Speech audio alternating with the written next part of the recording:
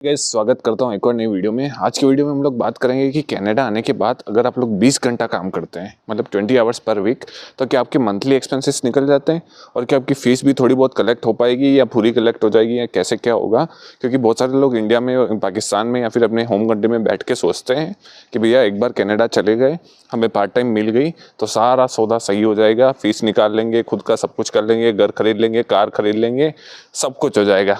तो भैया उसी की बात करेंगे, कैलकुलेशन के साथ बात करेंगे। और मेरे को लगभग 6 महीने होने आए तो मैं बताऊंगा कि मेरी सेविंग कितनी हुई अभी तक, ज़्यादा खर्चा नहीं करते हुए, और कैसे कैसे एक्सपेंसेस वगैरह रहे। तो बात करते बिना किसी टाइम पास के। तो इस मान लेते कि आप लोग कनाडा आ गए और लैंड कर चुके हो और आप लोगों ने घर वगैरह भी ढूंढ लिया है।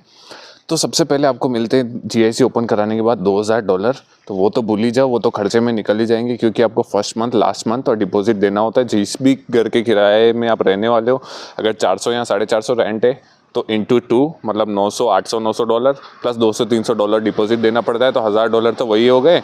और आप लोगों का स्टार्टिंग का है ना $500, $600, $700 का खर्चा हो ही जाता है। तो वो जो 2000 आए वो तो ऐसे ही चले गए, आपको पता भी नहीं चलेगा कब चले गए। अब मान लेते हैं कि आप लोग आए और आप लोगों को 10 या 15 दिन के अंदर अंदर ही पार्ट टाइम मिल गई। अब पार्ट टाइम मिलने के बाद क्या होता है उसकी बात करें। पहली चीज़ तो ये है कि पार्ट टाइम ढूंढना बहुत मुश्किल है। अगर आप लोगों को टिप्स और ट्रिक्स चाहिए कि भैया इतना भी कंपटीशन है उसमें से स्टैंड आउट कैसे होना है और पार्ट टाइम में आपका नंबर पहले कैसे आ जाए, आपका रिज्यूमे सिलेक्ट हो जाए, आपको जॉब मिल जाए एज़ कम्पेयर टू 200-300 रिज्यूमे उनके पास जो पहले से पड़े हुए हैं, उनमें से आपका रिज्यूमे कैसे सिलेक्ट हो, तो ये वाला वीडियो आप लोग देख सकते हो। हम अपने चैनल पर डाला हुआ है टिप्स एंड ट्रिक्स वाला वीडियो। अब मान लेते हैं कि आपको पार्ट टाइम मिल चुकी है। पार्ट टाइम मिलने के बाद क्या होता है कि आप लोगों का जो चेक आएगा या फिर पैसे जो आपके अकाउंट में आएंगे वो आते हैं 15 दिन बाद। बाई वीकली आते हैं, मतलब महीने में 2 बार आपके पैसे आते हैं अकाउंट में। और पार्ट टाइम मिलने के बाद कोई गारंटी नहीं है कि आप लोगों को वो 20 घंटे देंगे। पहले हफ्ते तो मैं मान के चलता हूँ कि वो 7 या 8 घंटे ही देंगे, उसके बाद अगले हफ्ते वो देंगे 10 या 12 घंटे, उसके अगले हफ्ते देंगे 17-18 घंटे, और अगर आप लोगों ने अच्छा काम किया तो 20 घंटे भी दे देंगे। अब ये ऐसा होता है कि 20 घंटे भी कांस्टेंट नहीं रहते, वो मैनेजर के ऊपर डिपेंड करता है। कभी वो हफ्ते में आपको 14 घंटे दे देगा, कभी हफ्ते में 20 दे देगा, कभी 21 दे देगा, कभी 17 देगा, कभी 10 ही देगा। तो ये सारा सब कुछ आपका सौदा ऐसे बैठने वाला है। तो अब हम लोग एक बेस्ट सिनेरियो लेके चलते हैं कि 20 घंटे आपको हर वीक मिल रहे हैं, तो फिर आपका कैसे सौदा बैठेगा। तो आप लोगों को 20 घंटे पार्ट टाइम के मिल रहे हैं हर वीक, ठीक है।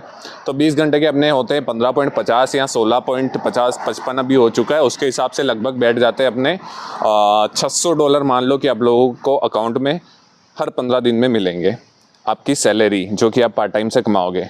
तो 600 + 600 $1200 आपकी सैलरी आएगी हर महीने। टैक्स वगैरह कट के 1100 वगैरह, लगभग 1100-1200 मान लो आप लोगों की $1200 आपकी सैलरी आ रही है अकाउंट के अंदर, जो कि हर महीने आ रही है। उसके बाद जीआईसी आती है 730 या $735 जो भी आती है वो अलग आ रही है। तो 1200 + 750 मतलब ऐसे मान लो लगभग $1900 आपके हर महीने आपको मिल रहे हैं।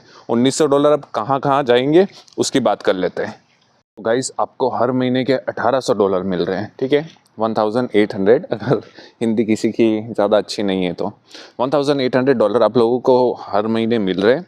उसमें से आप लोगों का जो खर्चा होगा वो अब गिन लेते हैं। मान लेते हैं कि आपका रूम रेंट है 400 या 450, 400 मान के चलते हैं, प्लस 50 यूटिलिटीज़ होगा तो 450 हो गया। उसके बाद आपका आएगा फ़ोन बिल पर मंथ जो कि $44 या $50 मान लो, $50 वो मान लिए तो 450 + 50 हो गए $500। तो $500 तो आपके हर महीने मंथ जाएंगे ही जाएंगे रेंट और फ़ोन बिल के अंदर। उसके बाद बात करते हैं ग्रोसरी डिपेंड करता है आपके ऊपर, आप कैसा खाना खाते हो। बहुत ही सिंपल सामाजिक सा खाना अगर खाते हो तो आपकी $200-250 की ग्रोसरी हर महीने की होगी। जैसे कि मैं भी एकदम सिंपल खाता हूँ लेकिन $250 से $300 हो ही जाती है। तो $300 मान के पकड़ के चलो आपकी ग्रोसरी हो गई। 500 + 300 हो गए $800। $800 आपका हर महीने का खर्चा है। अगर आप एक भी एक्स्ट्रा खर्चा ना करें, जैसे कि कभी जूते ले लिए, कभी नए टी शर्ट ले लिए, कभी शर्ट ले लिए, या फिर कभी भी मैकडोनल्ड्स में नहीं खाया बाहर, कभी चिप्स नहीं खाए, ये फालतू खर्चे अगर आप लोग नहीं करो तो $800 हर महीने आपका खर्चा होगा। लेकिन मैं सच बता रहा हूँ, मैं भी सोचता था कि ऐसा कोई खर्चा नहीं करूँगा, लेकिन 2-2, 3-3, 4-4, $5-5 मिला के महीने के $200 का खर्चा तो कई हो जाता है, पता भी नहीं चलता है। तो आपका खर्चा पहुंच जाता है महीने का $1000 at the end of the month. आपको मिल रहे थे $1200 जो कि सैलरी थी आपकी, उसमें से आपके बचते हैं सिर्फ $200 पर मंथ, 200 से 300 मान लो, 200 से $300 वो बच गए, प्लस आपकी जो GIC आई $700, 700 750 वो बची हुई है। तो आपका GIC प्लस आपका सैलरी मिला के महीने के $1000 बचेंगे। GIC के 750 प्लस 200-250 आपकी सैलरी में से बचेंगे। अब आप लोग गिन लो कि 12 महीने के कितने हो जाते हैं, 1 साल के कितने हो जाते हैं, उसमें से आप लोगों को फीस भरनी है या क्या करना है वो आप लोग देख लो।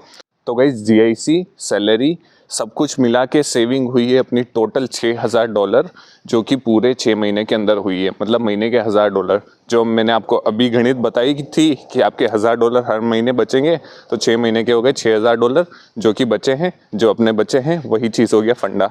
तो अब $6000 अपनी जो GIC पड़ी थी वो की वही बची हुई है, ऐसे मान लो। ऊपर से आप 200 250 $250 ही पर मंथ बचा पाओगे।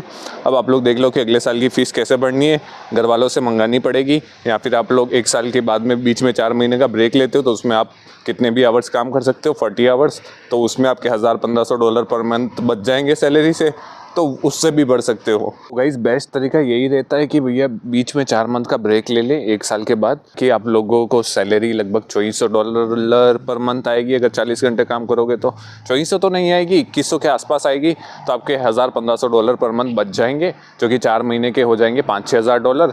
और आपने शुरू से GIC जो बचाई थी $5-6 हज़ार और at the end of 1 year, तो 5-6 हज़ार प्लस 5-6 हज़ार $12-15,000 आपके हो जाएंगे। अगले साल की फ़ीस का जुगाड़ हो जाएगा। फर्स्ट सेमेस्टर की तो एटलीस्ट हो ही जाएगा, सेकंड सेमेस्टर का कोई गारंटी नहीं है कि सेकंड सेमेस्टर का भी जुगाड़ हो जाएगा। तो लेकिन आप लोग 1 सेमेस्टर की फ़ीस तो निकाल लोगे अगर 4 मंथ का ब्रेक लोगे तो ये सारा सब कुछ कैलकुलेशन रहने वाला है। सेकंड सेमेस्टर की फ़ीस फिर आप लोग साथ के साथ काम करते जाओगे, फिर GIC नहीं आएगी उसमें, वो आपको देखना पड़ेगा कि GIC नहीं आ रही है अगली बार, क्योंकि अगले साल का जो कोर्स होता है उसमें GIC ओपन करवाना ज़रूरी नहीं होता है। तो यही सारा सब कुछ सिस्टम है। आई होप आप लोगों को कैलकुलेशन समझ आ गई होगी। आपके $1000 पर मंथ बचेंगे इफ़ एंड ओनली इफ़ आपको हर हफ्ते 20 घंटे पूरे मिल जाते हैं। अब मैनेजर ने 16-17 घंटे दे दिए तो भैया वो जो $250 आपकी सैलरी से बच रहे थे वो भी नहीं बचेंगे, सिर्फ GIC बची पड़ी रहेगी। और कम अगर दे दिए, 10-15 घंटे ही दिए, तो आपकी GIC के अंदर से भी पैसे जाएंगे आपके खर्चे के लिए। तो ऐसा सारा सब कुछ सौदा रहने वाला है।